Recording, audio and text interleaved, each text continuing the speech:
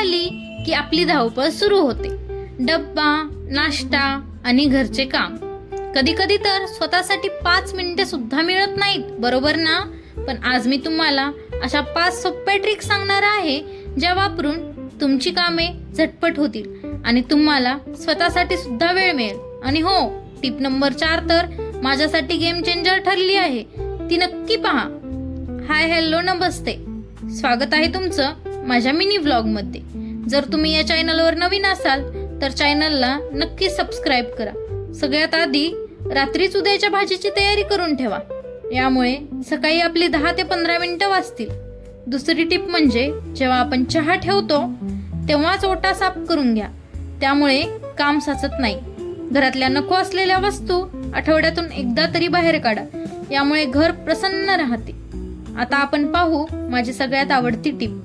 सकाळी होईल तेवढं लवकर उठायचं आणि अंघोळ करून देवपूजा करायची. यामुळे दिवसभरात फ्रेशही वाटतं आणि लवकर उठल्यामुळे टाईमही मिळतो. आणि आजची बोनस टिप म्हणजे स्वतःला वेळ द्यायला विसरू नका. दिवसभरातून किमान 15 ते 20 मिनिट शांत बसा आणि स्वतःच्या आवडीचे काहीतरी करा. तुम्हाला जर माहिती आवडली असेल तर नक्की सांगा. भेटूया पुढच्या व्हिडिओमध्ये. तोपर्यंत काळजी घ्या. बाय.